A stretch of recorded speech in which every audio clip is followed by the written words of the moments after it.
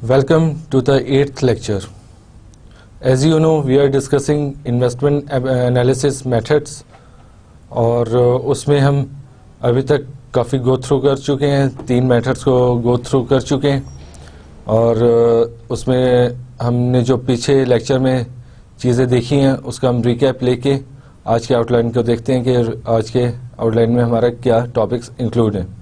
आज के आउटलाइन में हम नेट प्रेजेंट वैल्यू की कंटिन्यू करेंगे। जैसे कि आपको मालूम है कि हमने नेट प्रेजेंट वैल्यू की बेसिक कंसीडरेशंस को गो थ्रू किया था लाइन बाय लाइन, और उसमें कुछ कंसीडरेशंस अभी रहती हैं जिसको आज हम कवर करेंगे और उसके बाद फिर हम इंटरनल रेट ऑफ रिटर्न को देखेंगे और comparison of NPV method and IRR method करेंगे और उसके आखिर में हम कंपेयरिंग इन्वेस्टमेंट अप्रेजल मेथड्स देखेंगे कि कौन से अप्रेजल मेथड्स में क्या स्ट्रेंथ्स हैं, क्या वीकनेसेस हैं। लेकिन सबसे पहले हम शुरू करते हैं अपने रिकैप से कि रिकैप में जो हमने पीछे कवर किया है उसमें क्या क्या चीज़ें हम कवर कर चुके हैं। पिछले लेक्चर में हमने नेट प्रेजेंट वैल्यू की बेसिक कंसीडरेशंस देखी थी। बेसिक कंसीडरेशन में डिस्काउंटेड कैश फ्लो को हमने डिस्कस किया था और ये हमने डिस्कस किया था कि एनपीवी की कैलकुलेशन में सबसे पहले हमें कैश फ्लोज को डिटरमिन करना होता है। कैश फ्लोज को डिटरमिन करके जो हम चीज़ें देखते हैं उसमें कैश फ्लोज कैश इनफ्लोज को कैश आउटफ्लोज में से माइनस करते हैं और कैश फ्लोज को कंसीडर करते वक्त हमने सिर्फ इंक्रीमेंटल कैश फ्लोज को देखना होता है, ऐसे कैश फ्लोज जो कि प्रोजेक्ट लगाने की वजह से या इन्वेस्टमेंट करने की वजह से अराइज हुए हैं। और इन्फ्लेशन इफेक्ट को देखना होता है कि जो कैश फ्लोज हैं either they are in real terms और either they are in nominal और इन्फ्लेटेड टर्म्स। और टैक्स इफेक्ट को हमें कंसीडर करना होता है। अपॉर्चुनिटी कैश फ्लोज को हम कंसीडर करते हैं। वर्किंग कैपिटल चेंजेस को अपने एनपीवी की कैलकुलेशन में कंसीडर करते हैं और इन्फ्लेटेड कैश फ्लोज को और डिफ्लेट करना और डिफ्लेटेड कैश फ्लोज को अपफ्लेट करना किस तरह किया जाता है। एंटायर लाइफ और इन्वेस्टमेंट को कंसीडर किया जाता है और टैक्स डेप्रिसिएशन शील्ड को कैश फ्लोज में इंक्लूड किया जाता है।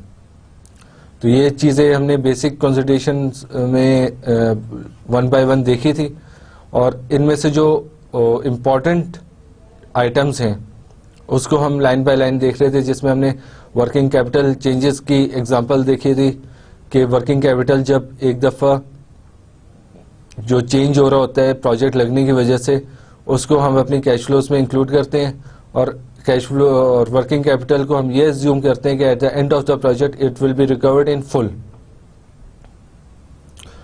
और इसके बाद फिर हमने ये देखा था कि इन्फ्लेशन जो होती है, इन्फ्लेशन में हमें रियल कैश फ्लोज के लिए रियल डिस्काउंट रेट यूज़ करते हैं और नॉमिनल कैश फ्लोज के लिए नॉमिनल डिस्काउंट रेट यूज़ करते हैं और इसी से हम आगे लेके चलेंगे कि इन्फ्लेशन की ट्रीटमेंट किस तरह की जाती है।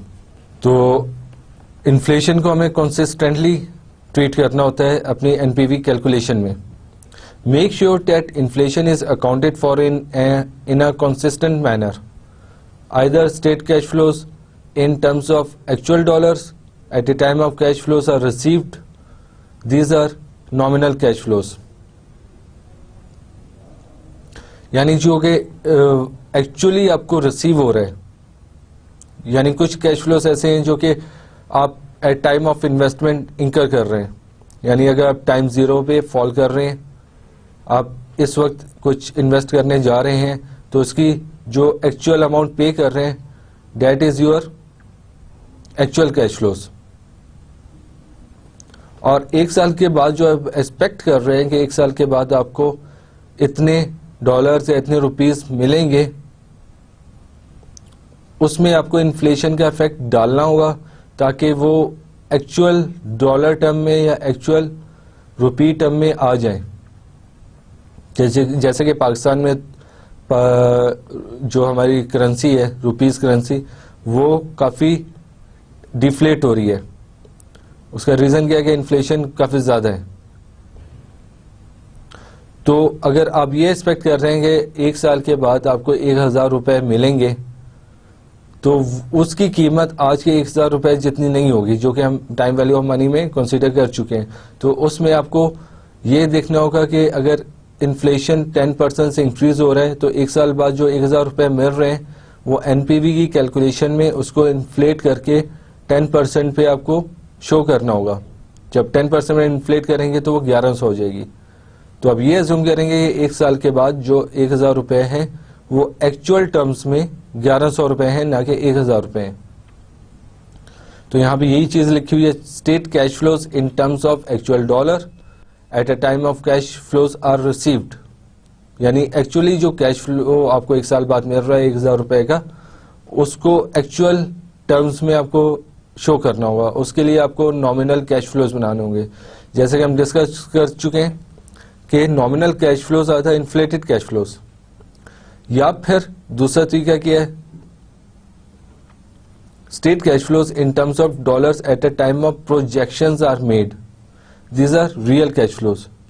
यानी एट टाइम ऑफ इन्वेस्टमेंट, यानी कि फॉर एग्जांपल अगर आज आप इन्वेस्ट करने जा रहे हैं, जो आपने एक्चुअल कैश पे कर दिया, तो आज के टर्म्स में ही कैश फ्लोज को लिया जाएगा। यानी अगर 1 साल के बाद 1000 रुपये मिल रहे हैं तो हम ये कंसीडर करेंगे जो 1000 रुपये मिल रहे हैं उसको हम, अगर उसमें इन्फ्लेशन का इफेक्ट शामिल है, इन्फ्लेशन के बाद आपको 1000 रुपये मिल रहे हैं, तो उसको डिफ्लेट करके आपको आज के टर्म्स में लेके आना होगा। और वो किस तरह डिफ्लेट होगा, वो उसी प्रेजेंट वैल्यू फैक्टर के फॉर्मूले से आपको उसको डिफ्लेट करके आज के टर्म में लेके आ जाएंगे। तो अगर आज के टर्म में ही कैश फ्लोज को देखा जाए तो उसको हम रियल कैश फ्लोज बोलेंगे, और अगर उसको एक्चुअल टर्म्स में देखा जाए तो उसको नॉमिनल कैश फ्लोज बोलेंगे। तो सारे कैश फ्लोज जो भी आप एनपीवी की कैलकुलेशन में यूज करेंगे वो या तो नॉमिनल सारे के सारे होने चाहिए, मीन्स या ये एक तो तरीका ये कि उनको इन्फ्लेट करके सबको नॉमिनल कैश फ्लोज या इन्फ्लेटेड कैश फ्लोज बना लिया जाए, या फिर उसको अगर इन्फ्लेशन का इफेक्ट शामिल है तो उसको डिफ्लेट करके उसको रियल टर्म्स में लेके आ जाए, या अगर रियल टर्म्स में दिए गए हैं तो सारे कैश फ्लोज को रियल टर्म्स में ही रखें। अगर कोई कैश फ्लोज इन्फ्लेटेड है और कोई इन्फ्लेटेड नहीं है तो फिर हम कंपैरिजन एनपीवी का सही नहीं कर पाएंगे। तो कैश फ्लोज को सिमिलर टर्म्स पे, सारे कैश फ्लोज को सिमिलर टर्म्स पे होने चाहिए। ये उसी वक्त होगा जब अगर सिनेरियो में इन्फ्लेशन का जिक्र है और इन्फ्लेशन रेट्स वगैरह दिए गए हैं, या ये बताया गया है ये रियल टर्म्स हैं, ये रियल कैश फ्लोज हैं, नॉमिनल कैश फ्लोज हैं। अगर इन्फ्लेशन के मतलब सिनेरियो में कुछ नहीं दिया गया तो ये हम कंसीडर करेंगे ये सारे सेम टर्म्स में हैं और रियल कैश फ्लोज हैं। इसके बाद if cash flows are in nominal terms use nominal discount rate to discount the cash flows. तो इन्फ्लेशन को ट्रीट करते वक्त एक चीज ये देखनी होगी, अगर नॉमिनल कैश फ्लोज अगर यूज कर रहे हैं एनपीवी की कैलकुलेशन में तो नॉमिनल डिस्काउंट रेट ही यूज करना होगा। अगर नॉमिनल कैश फ्लोज आप बना चुके हैं और डिस्काउंट रेट रियल टर्म्स में है तो उस डिस्काउंट रेट को आपको कन्वर्ट करना होगा इन नॉमिनल डिस्काउंट रेट, ताकि सही कैलकुलेशन हो सके। या फिर if cash flows are in real terms use real discount rates to discount the cash flows. अगर कैश फ्लोज आप जो यूज कर रहे हैं एनपीवी की कैलकुलेशन में वो रियल टर्म्स में है तो उसके लिए रियल डिस्काउंट रेट यूज करना होगा। तो यहां से आपको अंडरस्टैंडिंग आपकी बन चुकी होगी कि कैश फ्लोज को सेम टर्म्स पे रखना होगा। अगर नॉमिनल कैश फ्लोज हैं तो नॉमिनल डिस्काउंट रेट यूज करना होगा, अगर रियल कैश फ्लोज हैं तो रियल डिस्काउंट रेट यूज करना होगा। तो सबसे पहले आपको कैश फ्लोज को प्रॉपर मैनर में लेके आना होगा कि या तो वो नॉमिनल हो सारे या फिर वो रियल हो, और उसके बाद फिर डिस्काउंट रेट को डिटरमिन करना होगा कि वो कैश फ्लोज के मुताबिक हो। तो इसी में आगे चलते हुए ये एक एग्जांपल है, there is a 3% anticipated inflation per year. सालाना इन्फ्लेशन जो है 3% है। The real price of Honda Accord is expected to remain constant into the foreseeable future at $20,000।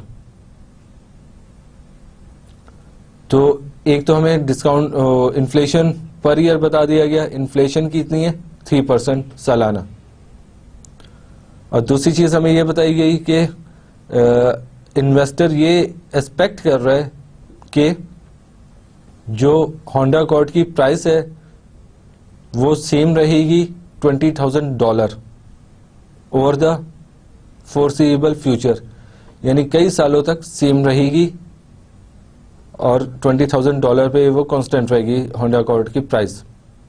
और ये 20,000 जो है रियल टर्म्स में। What will be the nominal price after 5 years? अब इसकी नॉमिनल प्राइस क्या होनी चाहिए 5 साल के बाद? जो $20,000 होंडा अकॉर्ड की प्राइस अभी है वो रियल टर्म्स में है, और क्वेश्चन ये है कि इसकी 5 साल के बाद होंडा अकॉर्ड की प्राइस जो कि $20,000 अभी रियल टर्म्स में है, 5 साल के बाद एक्चुअल टर्म्स में यानी नॉमिनल टर्म्स में क्या होगी? तो इसके लिए नीचे फॉर्मूला है, nominal price equal to real price multiply by inflation rate 1 plus inflation rate whole raise to the power n। ये वही फॉर्मूला है जो कि हम यूज कर रहे थे फ्यूचर वैल्यू निकालने के लिए जबकि हमें प्रेजेंट वैल्यू और इंटरेस्ट रेट दिया गया हो। तो nominal price equal to real price multiply by 1 plus inflation rate raise to the power n। n is number of period which is 5 years और इन्फ्लेशन रेट इज 3%, तो 1 plus inflation rate कितना हो गया 1.03, और रियल प्राइस कितनी है $20,000। तो इसमें ये फिगर्स पुट करके जो आंसर आ रहा है वो आ रहा है $23,185.48।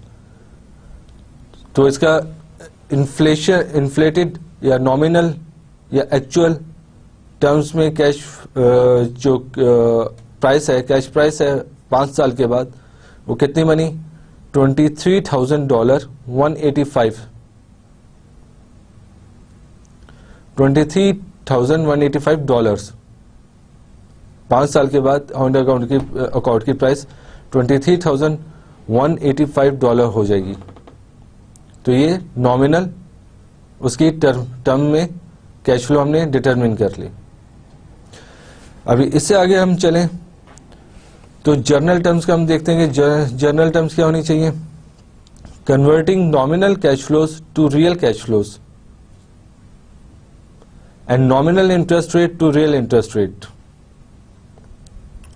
अभी एक फॉर्मूला दिया गया है कि यहां पे हमने ये सीखना है कि नॉमिनल कैश फ्लोज को हम रियल कैश फ्लोज में कन्वर्ट किस तरह कर सकते हैं और नॉमिनल इंटरेस्ट रेट को रियल इंटरेस्ट रेट में किस तरह कैलकुलेट कर सकते हैं। जैसे कि हमने बेसिक अंडरस्टैंडिंग में पिछले स्लाइड्स में ये देख लिया था कि जब आप नॉमिनल कैश फ्लोज यूज करेंगे तो नॉमिनल डिस्काउंट रेट होने चाहिए, और जब रियल कैश फ्लोज यूज करेंगे अपनी कैलकुलेशन के लिए तो रियल डिस्काउंट रेट होने चाहिए।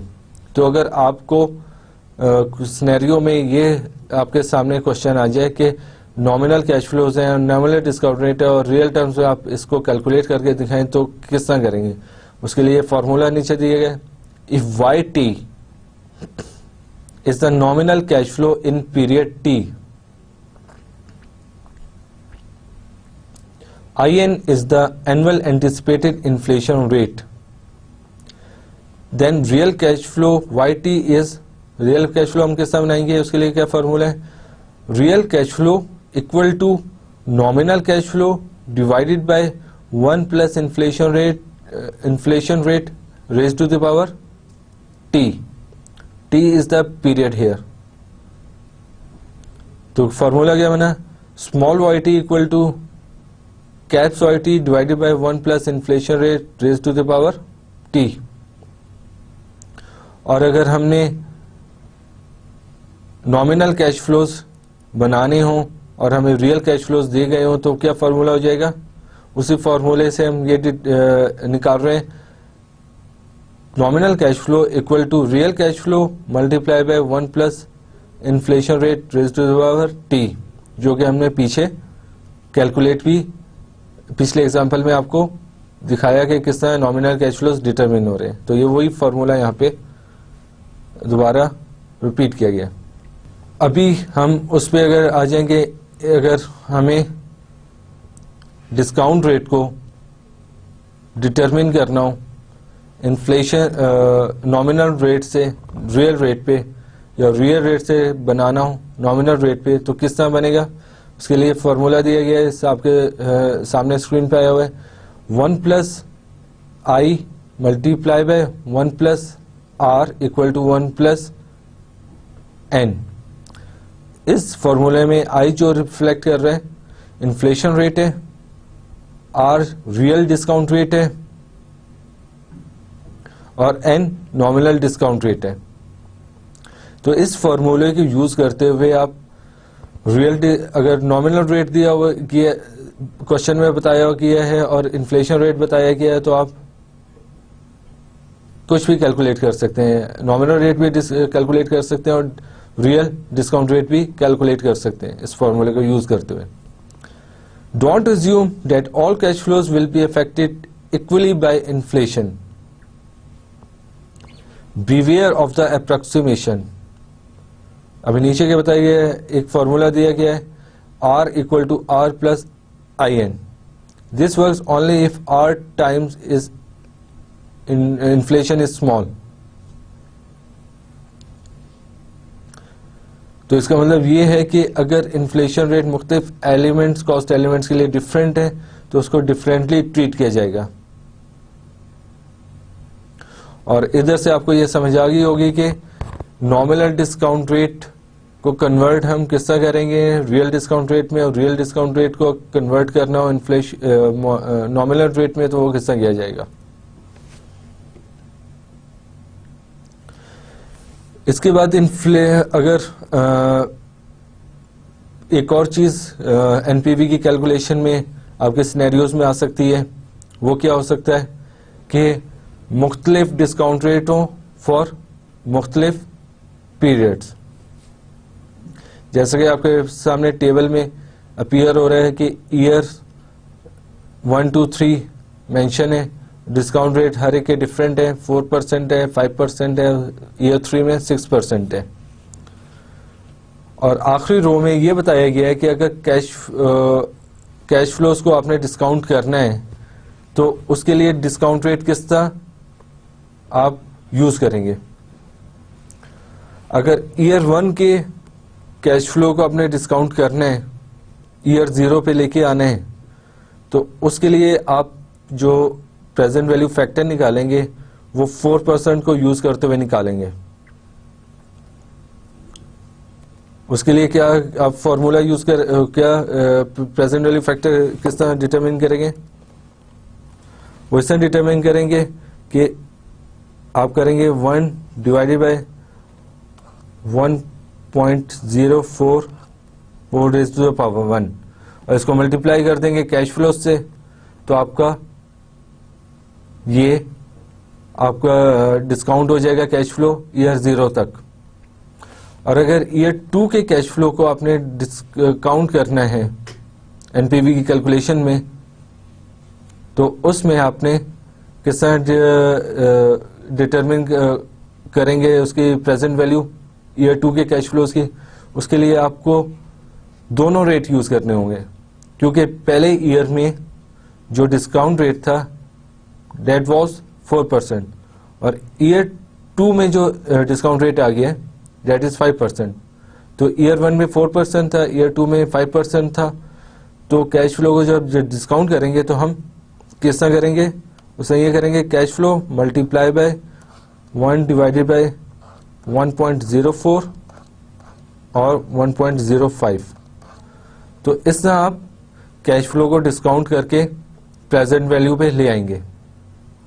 और इसी तरह ईयर 3 पे 6% डिस्काउंट रेट है, तो आप तीनों डिस्काउंट रेट यूज करेंगे, ईयर 1, ईयर 2 वाला और ईयर 3 वाला। जैसे ईयर 1 पे 4% है, ईयर 2 पे 5% है और ईयर 3 पे 6% है। तो तीनों डिस्काउंट रेट को यूज करते हुए कैश फ्लोज को आप डिस्काउंट करके प्रेजेंट वैल्यू पे लेके आएंगे। उसके लिए कैसा करेंगे कि cash flows multiply by 1 divide by 1.04, 1.05 जो कि सेकेंड ईयर का डिस्काउंट रेट था और 1.06 जो कि थर्ड ईयर का डिस्काउंट रेट है।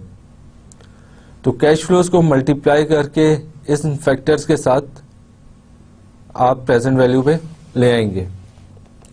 तो ये भी एनपीवी की कैलकुलेशन में एक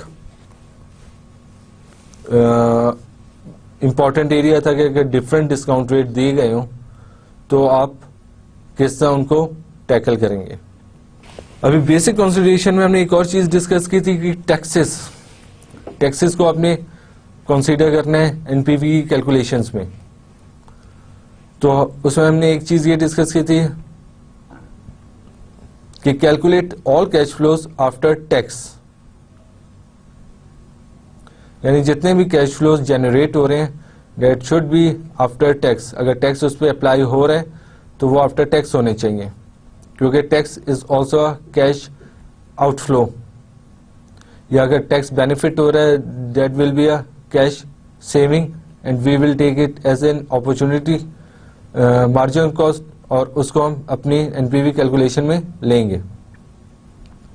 include non cash expenses depreciation for its effect on taxes but not as a cash flow itself। जैसे कि हमने डेप्रिसिएशन की एग्जांपल डिस्कस की है कि depreciation is not a cash item, it is an accounting term, और ये accounting एक मैटर है जिसका कैश फ्लो से कोई ताल्लुक नहीं है। तो एनपीवी की कैलकुलेशन में हम कैश फ्लोज को लेते हैं, तो कैश फ्लो है नहीं, ये नॉन कैश आइटम है, तो इसको अपनी कैलकुलेशन में इंक्लूड नहीं करेंगे। लेकिन टैक्स डेप्रिसिएशन की वजह से जो टैक्स बेनिफिट हो रहा है कंपनी को, यानी टैक्स डेप्रिसिएशन की वजह से उसे टैक्स बेनिफिट ये हो रहा है कि टैक्स उसे कम पे करना हो रहा है, तो उस टैक्स बेनिफिट को अब एनपीवी की कैलकुलेशन में लेंगे। How to handle the depreciation tax shield, जो टैक्स बेनिफिट है उसको हम क्या बोल रहे हैं, tax depreciation shield. We want a projects after tax cash flow, उसमें क्या होगा, equals before tax cash flow less corporate taxes. यानी कैश फ्लोज को बनाने के बाद, ईयर बाय ईयर बनाने के बाद उसमें से कॉर्पोरेट टैक्स माइनस कर देंगे, तो वो हमारा क्या हो जाएगा, आफ्टर टैक्स कैश फ्लोज। और टैक्सेस क्या है, taxes equal to cash revenue minus cash expenses minus depreciation multiply by tax rate. TC is the tax rate, और जितना भी रेवेन्यूज आपने जनरेट किया है माइनस एक्सपेंसेस माइनस डेप्रिसिएशन, क्योंकि depreciation is an allowable expenditure for tax purposes.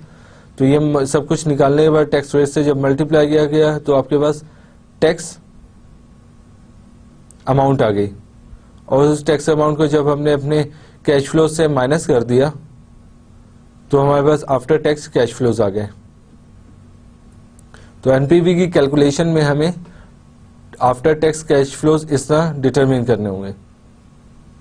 Therefore, for each year after tax cash flow equal to cash revenue minus cash expenses multiplied by 1 minus tax rate plus tax rate depreciation, where tax rate multiplied by depreciation is a depreciation tax shield। ये भी एक तरीका है कि आप tax depreciation shield को अलग से कैलकुलेट करके उसको अपनी एनपीवी कैलकुलेशन में शो कर दें। या फिर ऊपर वाला एक तरीका है कि आप सारे कैश फ्लोज रेवेन्यू में से एक्सपेंसेस निकाल के, डेप्रिसिएशन निकाल के टैक्स रेट अप्लाई करें और उसको फिर टैक्स अमाउंट को अपनी एनपीवी कैलकुलेशन में शो कर दें, या फिर अलहदा से टैक्स बेनिफिट जो हो रहा है डेप्रिसिएशन पे उसको अलहदा से एनपीवी अपनी कैलकुलेशन में, एनपीवी कैलकुलेशन में मेंशन कर दें एनपीवी कैलकुलेशन में। इसके बाद टैक्सेस में एक और इम्पॉर्टेंट चीज़ है कि जो कैपिटल गेन्स पे टैक्स हो रहा है उसको भी कंसीडर करना होगा एनपीवी कैलकुलेशन में, क्योंकि ये भी रेलेवेंट कैश फ्लो है और तो उसको भी अपनी एनपीवी कैलकुलेशन में मेंशन करना होगा। Tax on gains losses from sale of assets is an additional negative positive cash flow.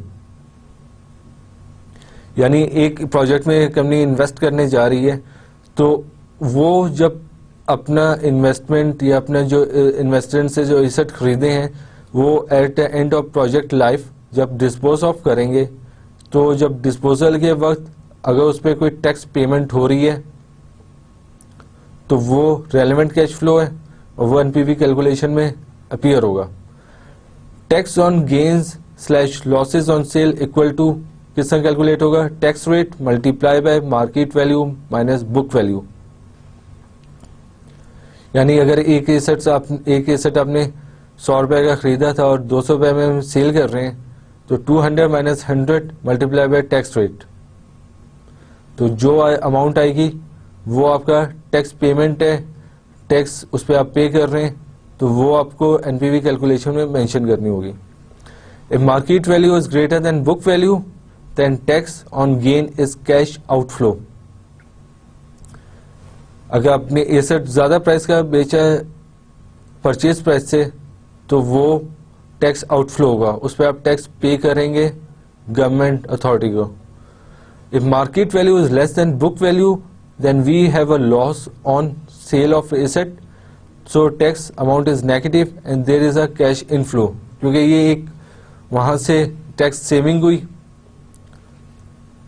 तो इसको भी हम कंसीडर करेंगे अपनी एनपीवी कैलकुलेशन में और वहां पे मेंशन करेंगे और उसके बाद सही हमारी एनपीवी निकलेगी। तो पॉजिटिव भी हो सकता है, नेगेटिव भी हो सकता है। अगर मार्केट वैल्यू ज्यादा है परचेज प्राइस से तो टैक्स पेमेंट होगी और वो कैश आउटफ्लो होगा, और अगर मार्केट वैल्यू बुक वैल्यू से परचेज वैल्यू से कम है तो लॉस हुआ हमें, और उस पर जो टैक्स रेट अप्लाई करके जो अमाउंट निकली टैक्स गेन है उसको हम कैश इनफ्लो कंसीडर करेंगे और उसे अपनी वर्किंग में शो करेंगे, क्योंकि उसकी वजह से सेविंग होगी हमारी। तो इन चीजों को हमें अपनी कैलकुलेशंस में कंसीडर करना होगा और एहतियात करनी होगी। अगर टैक्सेस में हम आगे जाएं तो remember taxes and effect of selling assets. However you expect that you can sell the asset for $500,000 at the end of 5 years. Thus there is a taxable capital gain of, जो हमने formula पीछे discuss किया था, market value minus book value. अभी market value इसमें 500,000, book value है 300,000, तो capital gain कितना आया हमें? $200,000 का। और अगर कॉर्पोरेट टैक्स रेट 35% है, that means that after tax cash flow from the disposal of asset is 0.35 multiplied by 200,000 equal to 70,000 की हमने $70,000 की कैश आउटफ्लो होगा और इस पर टैक्स पे करना होगा। $2 लाख हमने अर्न किए हैं फ्रॉम सेल ऑफ एसेट, तो उस पर 35% जो कॉर्पोरेट टैक्स रेट है जो कैपिटल गेन्स पे लगता है, तो उसको मल्टीप्लाई करके $70,000 की अमाउंट निकली जो कि टैक्स पेमेंट होगी और इसको हमने कैश आउटफ्लो में मेंशन करना होगा।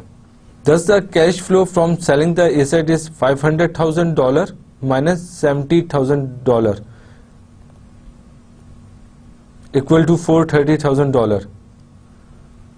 तो इसमें हमें जो एनपीवी की कैलकुलेशन में at the end of project life जो हमें अमाउंट शो करनी होगी वो $430,000 की शो करनी होगी।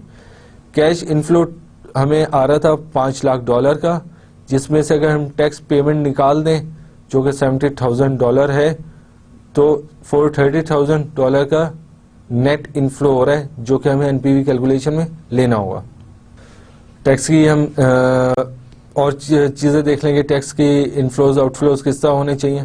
Tax payments and tax gains losses are always nominal cash flows. NPV की कैलकुलेशन में टैक्स को जब हम लेंगे तो उसमें ये कंसीडर करेंगे कि जो भी टैक्स पेमेंट्स अराइज हो रही हैं 1 साल के बाद, 2 साल के बाद, 3 साल के बाद, उसमें इन्फ्लेशन का इफेक्ट हमें दाखिल नहीं करना होगा या निकालना नहीं होगा। हम ये कंसीडर करेंगे tax payments and tax gain losses are always nominal cash flows. They have inflation element built in them because they are calculated from profit figure which are nominal। अगर कोई कंपनी किसी प्रोजेक्ट में invest कर रही है और वो ये कहती है कि आज से 5 साल के बाद इसे मैं 5 लाख का सेल कर दूंगी और ये 5 साल का सेल हो जाएगा, तो 5 लाख रुपए उस वक्त इस जो हम एक्सपेक्ट कर रहे हैं वो नॉमिनल कैश फ्लो है और उस पर जो टैक्स पेमेंट हो रही है वो भी नॉमिनल कैश आउटफ्लो होगा। Hence they are never inflated to account for the delay in payments। Similar for tax depreciation, तो टैक्स डेप्रिसिएशन को भी हमें इन्फ्लेट वगैरह नहीं करना होगा, वो नॉमिनल कैश फ्लो होंगे हमारे। However, if all the figures are real figures and we are provided with the real discount rate, then we must deflate them to arrive at a real cash flows। तो जो भी tax payments हैं या tax gains losses हैं they are always nominal cash flows. अगर nominal cash flows हमारे सारे NPV calculation में आ रहे हैं तो हमें अलहदा से टैक्स पेमेंट्स पे या टैक्स इनफ्लो आउटफ्लो पे इन्फ्लेशन का इफेक्ट नहीं डालना, क्योंकि नॉमिनल कैश फ्लोज हैं, इन्फ्लेटेड कैश फ्लोज हैं। लेकिन अगर तमाम कैश फ्लोज रियल टर्म्स में हैं तो फिर हमें टैक्स पेमेंट्स को, टैक्स गेन लॉसेस को, टैक्स इनफ्लोज आउटफ्लोज को हमें उसमें इन्फ्लेशन का इफेक्ट डाल के उसको रियल टर्म्स में लेके आना होगा ताकि तमाम कैश फ्लोज एक प्रॉपर और एक सिमिलर रिप्रेजेंट करें अपनी value. If tax is payable in the same year then gross taxable cash flows shall be taken. अगर सारे के सारे टैक्सेस सेम ईयर में पे हो रहे हैं, क्योंकि normally corporate tax annually apply होता है और साल के आखिर में पे किया जाता है, तो साल के आखिर में हमें शो करना होगा कि ये पेमेंट साल के आखिर में टैक्स ही हो रही हैं। लेकिन अगर किसी प्रोजेक्ट में ये बताया गया है कि इसमें at the end of project सारी टैक्स पेमेंट्स होंगी, यानी अगर 5 साल प्रोजेक्ट की लाइफ है और टैक्स पेमेंट जो जितने भी इस प्रोजेक्ट से बेनिफिट्स होंगे, प्रॉफिट जनरेट होंगे, उन सब पे टैक्सेस 5 साल के बाद पे किया जाएगा, तो हमें टैक्स पेमेंट्स को कहाँ दिखाना होगा? At the end of year 5। Tax on taxable profit shall be calculated separately and shown in subsequent years. और जब नॉर्मली अगर देखा जाए तो पाकिस्तान में भी जैसे एनुअल टैक्स पेमेंट होती है और बाज़ दफ़ा ये भी होता है कि जब आपका प्रॉफिट कैलकुलेट हो गए तो अगले साल के स्टार्ट पे या कुछ अरसे बाद टैक्स पेमेंट्स होती हैं, तो टैक्स पेमेंट्स को उस वक्त लिया जाएगा जबकि वो एक्चुअली पे हो जाएंगी।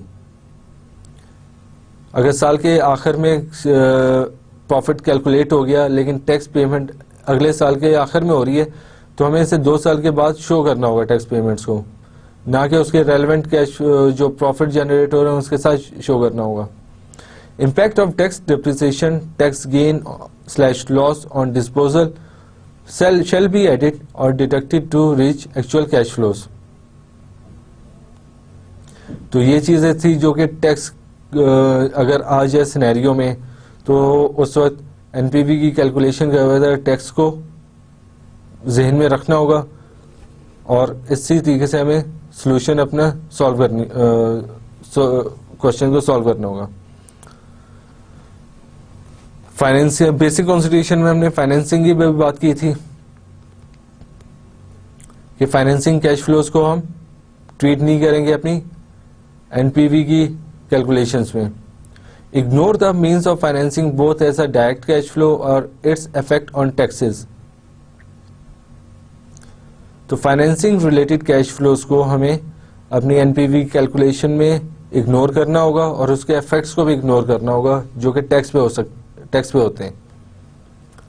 तो tax effect on financing cash flows and financing cash flows itself should be ignored in NPV calculation. Interest payment is not a cash flow.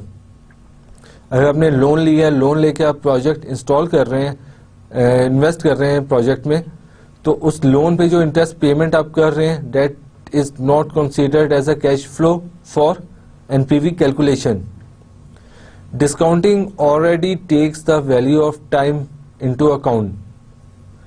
क्योंकि इसका रीजन क्या है, क्यों नहीं कैश फ्लो है वो? क्योंकि जो डिस्काउंट रेट आप यूज कर रहे हैं दैट इज बिल्ट इन, उसमें हमने फाइनेंसिंग का इफेक्ट डाल के डिस्काउंट रेट कैलकुलेट होता है। जो डिस्काउंट रेट यूज हो रहा है to calculate the present value of cash flows, उसमें फाइनेंसिंग का इफेक्ट डाल के डिस्काउंट रेट कैलकुलेट होता है। तो इस रीजन की बेस पे फाइनेंसिंग कैश फ्लोज और उससे रिलेटेड टैक्स इफेक्ट को कंसीडर नहीं किया जाएगा एनपीवी कैलकुलेशन में। To deduct interest would be double counting. अगर आपने इंटरेस्ट पेमेंट्स को एनपीवी कैलकुलेशन में शो कर दिया तो वो डबल इम्पैक्ट हो जाएगा। एक तो डिस्काउंट रेट ऑलरेडी उसको फाइनेंसिंग को बिल्ट इन किया हुआ है और दूसरा अलहदा से अगर इंटरेस्ट पेमेंट को शो कर दिया तो डबल इम्पैक्ट आ जाएगा नेट प्रेजेंट वैल्यू में। Example, suppose that you borrow $500 and put in $500 of your money into the following project.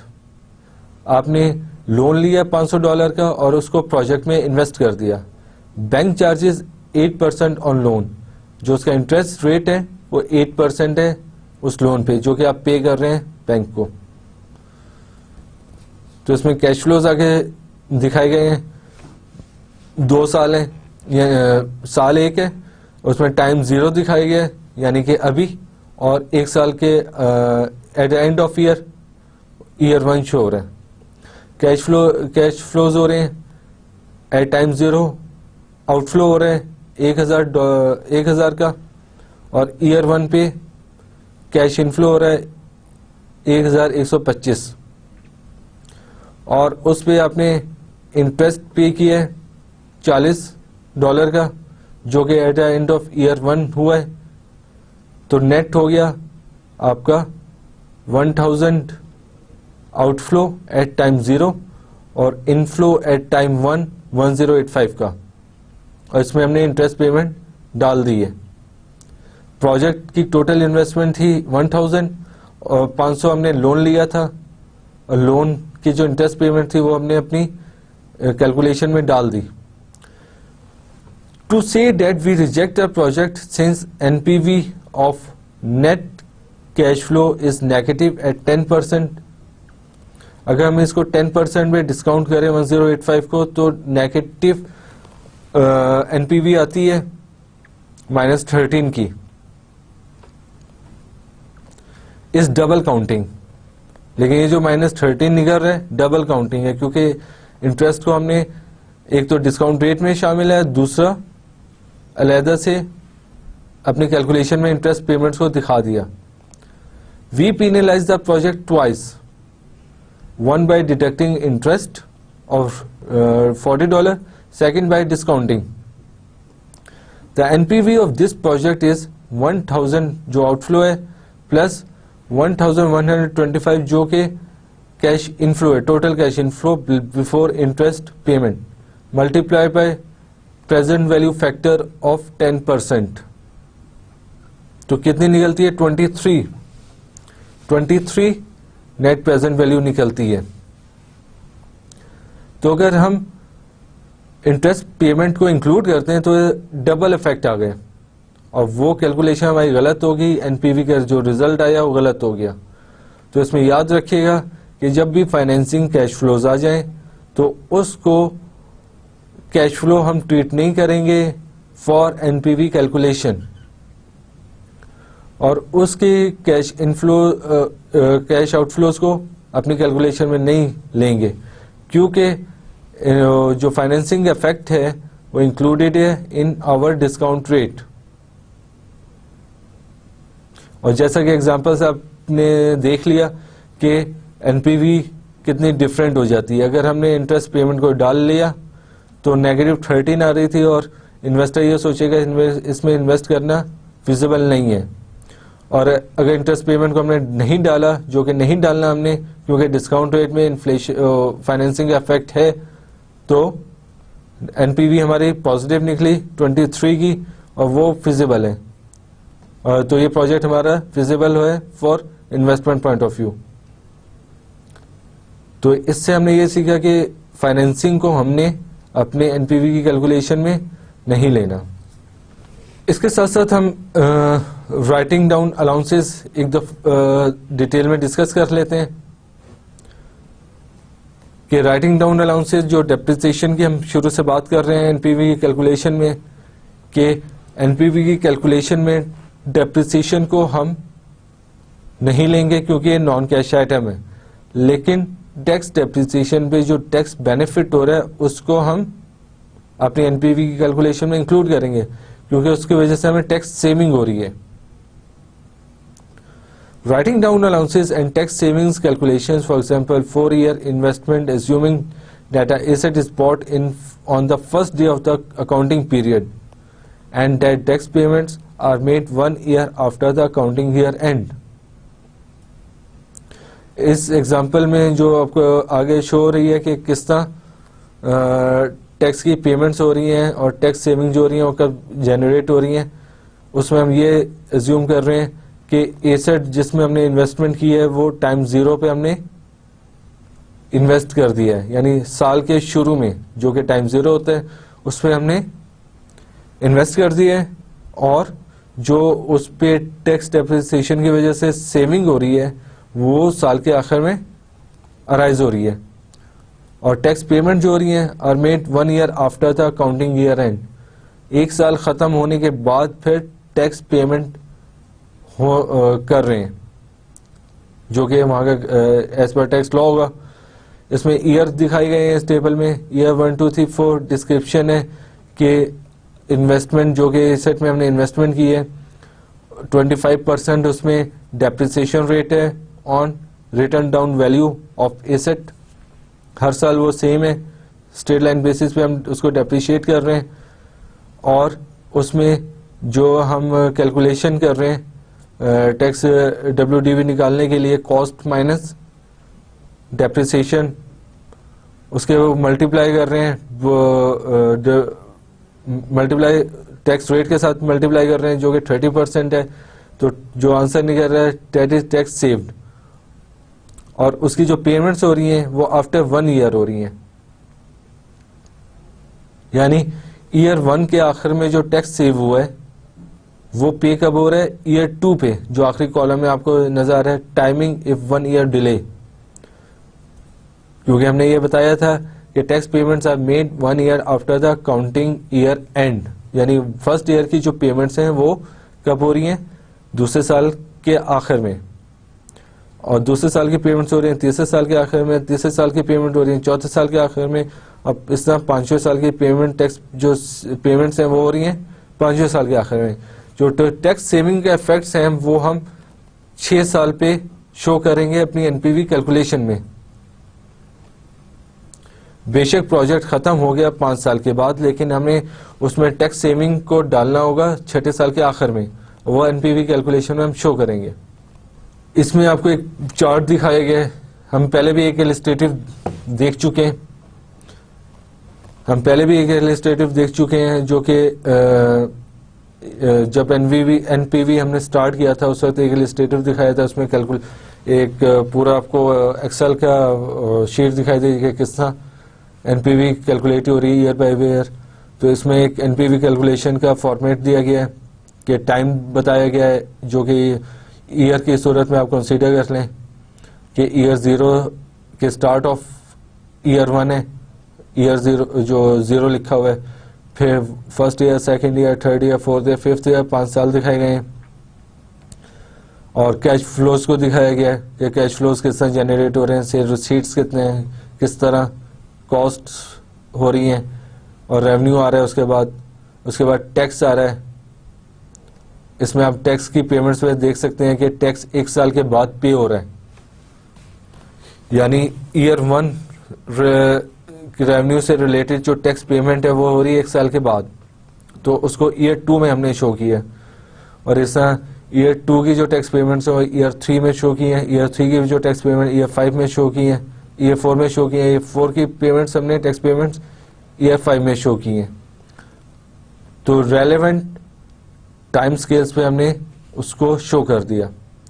उसके बाद जो इन्वेस्टमेंट की थी वो ईयर 0 पे स्टार्ट ऑफ ईयर 1 की थी, तो उसको टाइम 0 पे शो किया। और रेजिडुअल वैल्यू यानी जो एसेट जिस एसेट में हमने इन्वेस्टमेंट की है उसको सेल करके जो हमें इनफ्लो हो रहा है वो ईयर 4 पे एट क्लोज और प्रोजेक्ट हो रहा है।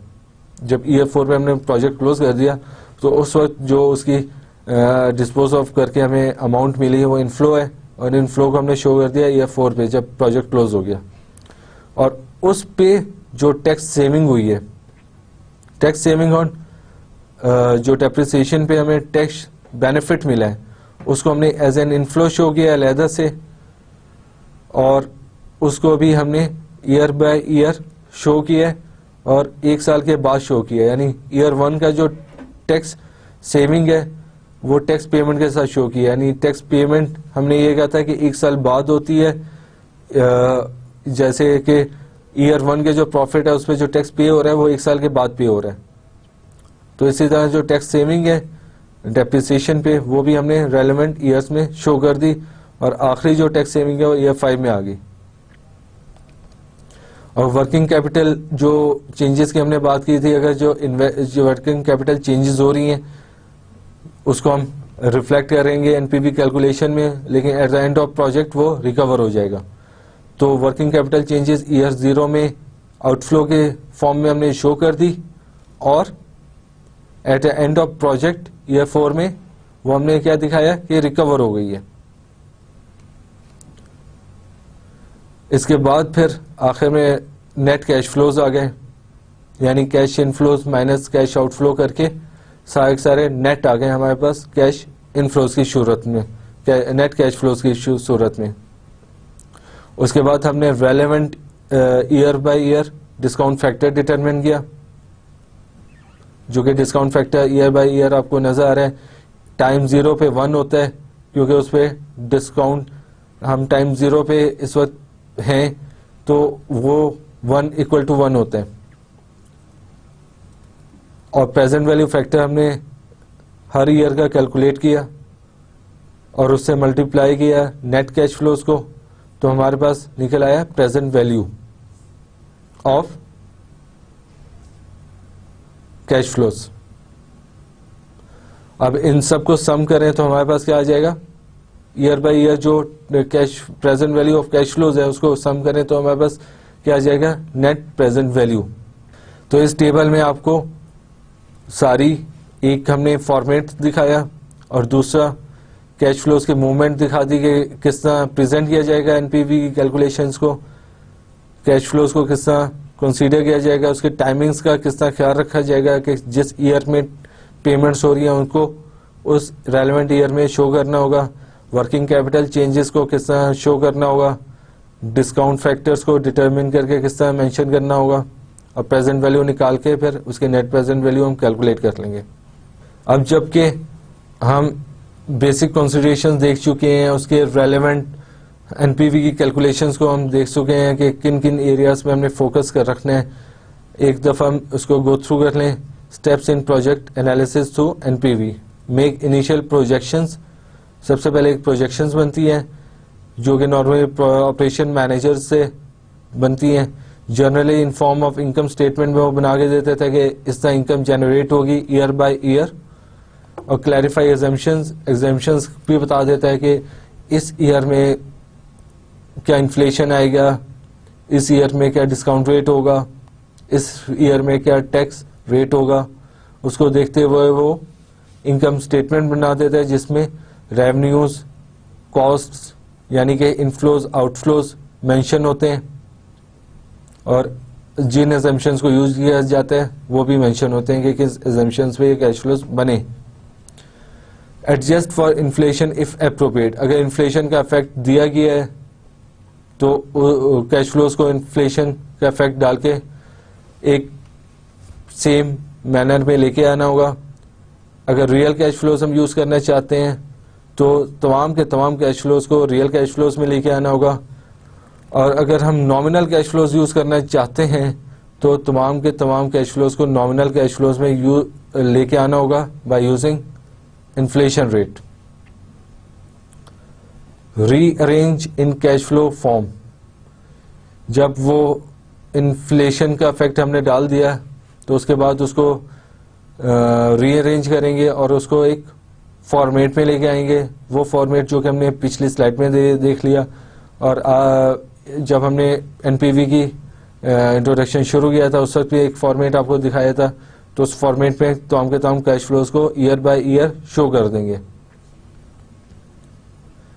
Perform net present value calculations, जब एक फॉर्मेट में हमने शो कर दिया कैश फ्लोज को तो उसके बाद हम नेट प्रेजेंट वैल्यू कैलकुलेट करेंगे। वो किस तरह करेंगे कि year by year discount factor निकालेंगे, और जब डिस्काउंट फैक्टर निकल आया तो उन कैश फ्लोज को प्रेजेंट वैल्यू पे लेके आ जाएंगे, और जब सारी कैश फ्लोज इनफ्लोज और आउटफ्लोज प्रेजेंट वैल्यू पे आ गए तो उनको सम अप करके हम नेट प्रेजेंट वैल्यू कैलकुलेट कर लेंगे। और इसके बाद फिर आते हैं परफॉर्म व्हाट इफ कैलकुलेशन, कि जब आपने एनपीवी किसी प्रोजेक्ट की कैलकुलेट कर ली और आपने डिटरमिन कर दिया है प्रोजेक्ट फिजिबल है या नहीं है, तो उसमें एक आखिर में चीज आती है कि इसका रिस्क एनालिसिस किया जाए, कि क्योंकि ये इस वक्त एक प्रोजेक्शन की फॉर्म में है ये प्रोजेक्ट, यानी आप इन्वेस्ट करने जा रहे हैं, तो अगर कोई एलिमेंट्स में फर्क आता है, फॉर एग्जांपल उसके नंबर ऑफ यूनिट्स जो आपने सेल करने हैं उसमें फ़र्क आ जाता है, या सेल प्राइस में फ़र्क आ जाता है, या कॉस्ट ऑफ सेल्स के किसी एलिमेंट में फ़र्क आ जाता है, प्राइस ऑफ लेबर में, प्राइस ऑफ मटेरियल में फ़र्क आ जाता है, तो आपके एनपीपी नेट प्रेजेंट वैल्यू पे कितना इफेक्ट आएगा। तो उसके लिए व्हाट इफ कैलकुलेशंस होती है, जिसको हम फ्यूचर में जाके डिस्कस करेंगे अपने अगली डिस्कशंस में। और रिस्क होता है, उसको हम रिस्क बोलते हैं कि क्या वेरिएबिलिटी हो सकती है आपकी नेट प्रेजेंट वैल्यू की अमाउंट में, तो उसको हम आगे चल के डिस्कस करेंगे। तो यहाँ पे हमने डिटेल्ड में देखा कि किस तरह हम नेट प्रेजेंट वैल्यू की कैलकुलेशंस में किस एलिमेंट्स को कंसीडर किया जाएगा और किस एलिमेंट्स का हमने ख्याल रखना है और उसको किस तरह ट्रीट करना है। तो ये एलिमेंट्स कहीं ना कहीं आपके सिनेरियोज में आ सकते हैं जिनको आपने कंसीडर करना है और उनको प्रॉपर डील करना है। अभी आगे जो हम नेट प्रेजेंट वैल्यू के बाद जो टॉपिक्स आगे देखेंगे, लेकिन उससे पहले हम ये करना बेहतर होगा कि हम कुछ एग्जांपल्स पे फोकस करें और एनपीवी की किस तरह कैलकुलेट होता है, किस तरह जनरेट होता है, वो हम कुछ एग्जांपल्स गो थ्रू कर लें। क्योंकि एनपीवी की कैलकुलेशंस में काफ़ी सिनेरियोज आ सकते हैं, क्योंकि एनपीवी एक ऐसा तरीका है जो कि मोस्ट कॉमनली यूज्ड होता है फॉर इन्वेस्टमेंट एनालिसिस पर्पसेस, कि जब कंपनी ये प्लान कर रही होती है कि एक एसेट को बनाएं या इसको रेडीमेड परचेज कर लें, या अगर कोई एसेट को रिप्लेस करना है तो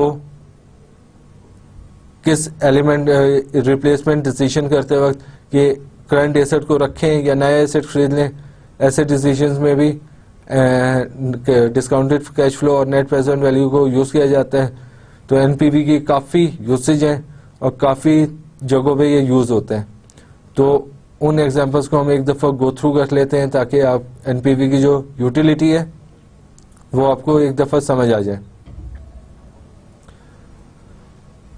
तो आगे चल के हम कुछ एग्जांपल्स देखते हैं। Let's look at how we use the net present value method to make business decisions.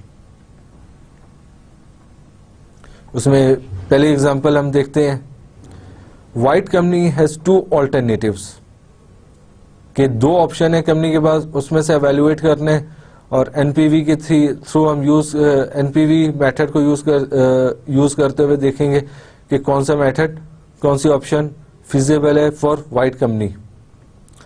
उसके बाद क्या ऑप्शंस हैं, remodel and old car wash, कि ये कंपनी काम करती है कार वॉश में, तो एक ऑप्शन है उसके पास कि जो मशीन उसके पास लगी हुई है उसको रीमॉडल कर ले, या दूसरी ऑप्शन है remove it and install a new one, कि इसको वो रिमूव कर दे और नई मशीन परचेज कर ले।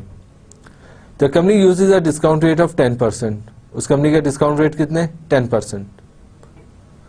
तो नीचे आपको कैश फ्लोज दिए गए हैं कि जो कि कंपनी अकाउंटेंट ने या ऑपरेशनल मैनेजर ने डिटरमिन किए होंगे कि अगर न्यू कार वॉश इंस्टॉल की जाती है, यानी पुरानी मशीन को निकाल कर हम नई मशीन इंस्टॉल कर लेते हैं, तो उसमें रेवेन्यूज कितने आएंगे, सालाना $90,000, और उसमें ऑपरेटिंग कॉस्ट $30,000 की है, तो नेट एनुअल कैश इनफ्लो कितना होगा, $60,000।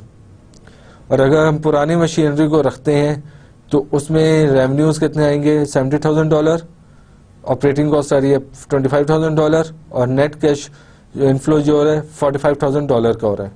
तो हम बारी बारी देखेंगे कि दोनों तरीकों में एनपीवी यूज करते हुए कौन सा प्रोजेक्ट ज्यादा फिजिबल है। अगर वाइट कंपनी इंस्टॉल कर लेती है न्यू कार वॉशर, तो उसमें क्या एलिमेंट्स आएंगे, एक तो कॉस्ट लगेगी इन्वेस्टमेंट की, यानी जो मशीन इंस्टॉल करनी है उसको अमाउंट लगेगी, और उसके इंस्टॉलमेंट की प्राइस होगी जो कि $300,000। इसके बाद उसकी लाइफ है, उस नई मशीन की लाइफ है 10 साल, उसकी सैल्वेज वैल्यू है 7,000, यानी at the end of 10 years ये जो मशीन है ये सेल हो सकती है इन $7,000। और replace brushes at the end of 6 years, अगर हम ये नई मशीन लगाते हैं तो इसमें ब्रशेस को हमें रिप्लेस करना होगा आफ्टर एवरी 6 ईयर, 6 साल के बाद, यानी ड्यूरेशन ऑफ इस नई मशीन की लाइफ ड्यूरेशन में एक दफ़ा वो रिप्लेस होंगे आफ्टर 6 ईयर्स, और वो रिप्लेस होंगे $50,000 में। और जो पुराना इक्विपमेंट हम सेल करेंगे उसकी वैल्यू जो हमें मिल सकती है वो है $40,000। अभी हम देखते हैं कि नेट प्रेजेंट वैल्यू हम इसकी किस तरह कैलकुलेट कर सकते हैं। Let's look at a net present value of this alternative. अगर हम नए कार वॉशर को इंस्टॉल करते हैं तो उसमें ईयर हमने शो किए हुए हैं कि अभी जो हमारी इनिशियल इन्वेस्टमेंट लगेगी ईयर 0 पे, यानी टाइम 0 पे लगेगी, at a start of year 1 वो लगेगी $3 लाख। वो कैश आउटफ्लो हो रहा है, नेगेटिव में ब्रैकेट में शो हो रहा है। उसका 10% कंपनी का डिस्काउंट फैक्टर था जो कि इक्विवल होगा 1 पे, क्योंकि टाइम 0 पे डिस्काउंट फैक्टर 1 होता है, प्रेजेंट वैल्यू फैक्टर जो निकलता है वो 1 होता है, तो प्रेजेंट वैल्यू होगी $300,000। और रिप्लेस ब्रशेस, 6 साल के बाद हमने ब्रशेस को रिप्लेस करना है जिसका आउटफ्लो होगा $50,000 का 6 साल के बाद, और इसका डिस्काउंट फैक्टर जो निकल रहा है 10% डिस्काउंट रेट पे 6 साल के वो निकल रहा है 0.564। तो हमारे प्रेजेंट वैल्यू निकल आई ब्रशेस की कॉस्ट की $28,200। और नेट एनुअल कैश इनफ्लोज 10 साल तक जो हमें कैश इनफ्लो मिलेगा वो $60,000 पर एनम मिलेगा। तो 10 साल तक हमें $60,000 पर एनम कैश इनफ्लो होगा इन फॉर्म ऑफ रेवेन्यूज। तो उसका जो प्रेजेंट वैल्यू फैक्टर निकला है वो निकला है 6.145, और इस तरह उसकी जो प्रेजेंट वैल्यू निकल आई रेवेन्यूज की वो है 368,700।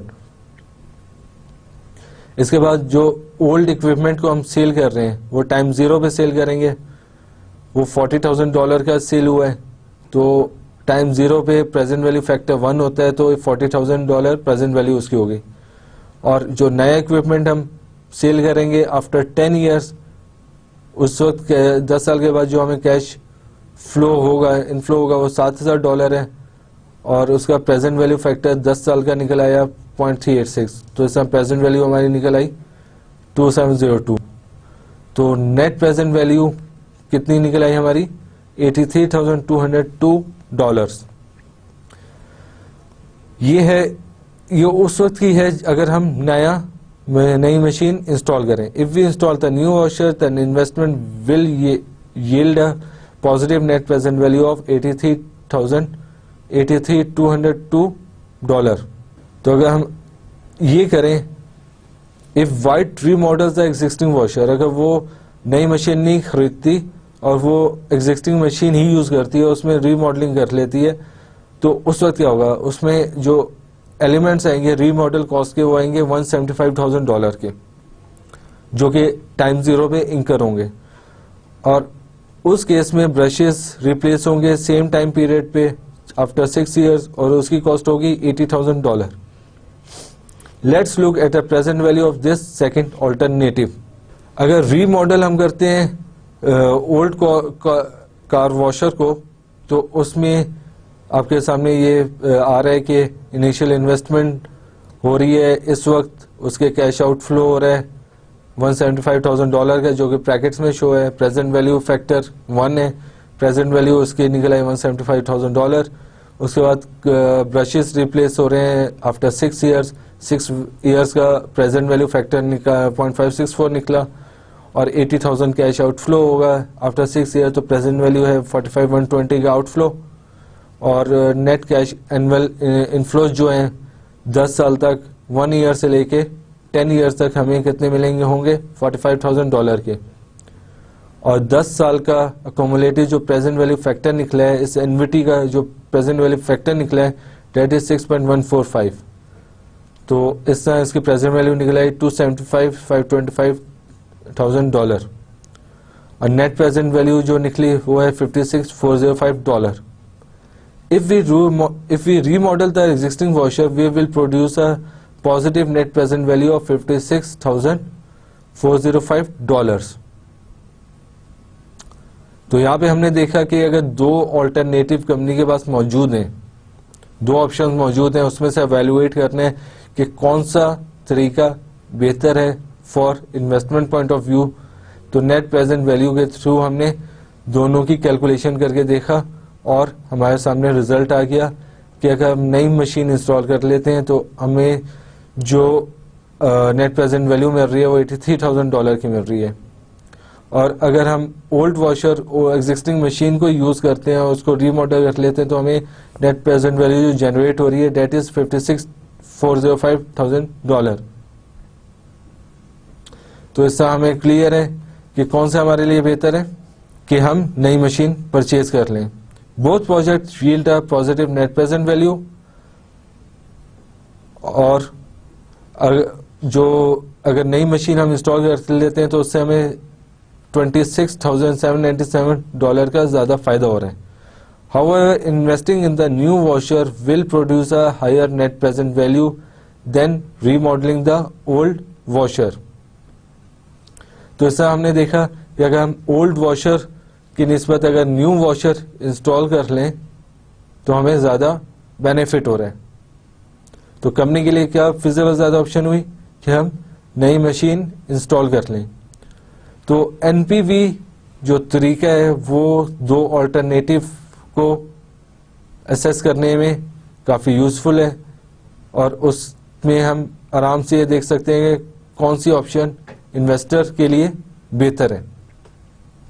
इसी तरह एनपीवी आगे भी कुछ और जगहों पे यूज होता है, मेक और बाय डिसीजन में, लीज और बाय डिसीजन में,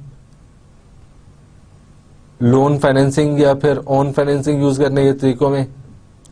उनमें से कुछ ऑप्शंस देखेंगे और डिस्कस करेंगे हम। तो आज के दिन में हमने एक ये ऑप्शन भी देख लीजिए, 2 ऑल्टरनेटिव ऑप्शंस मौजूद हों तो एनपीवी के 3 तरीके से हम किस तरह एवेल्युएट कर सकते हैं, उसके रिजल्ट्स को किस तरह हम जज कर सकते हैं। तो आगे चल के हम एनपीवी की कुछ और एग्जांपल्स देखेंगे और एनपीवी को और डिस्कस करेंगे, और आईआरआर और जो कंपैरिजन करना था हमने आईआरआर एनपीवी का, वो अगले लेक्चर पे हम उसको देखेंगे, क्योंकि एक दफ़ा हमारी अगर नेट प्रेजेंट वैल्यू पे अच्छी ग्रिप बन जाती है तो हमारे लिए इन्वेस्टमेंट एनालिसिस काफ़ी इजी हो जाएगा। तो आज के सेशन को हम यहाँ पे क्लोज करते हैं और आगे चल के हम एनपीवी को कंटिन्यू करेंगे और उसके बाद फिर IRR internal rate of return को भी देखेंगे और उसका कंपैरिजन करेंगे with NPV. So thank you very much and we will meet in next lecture. Thank you.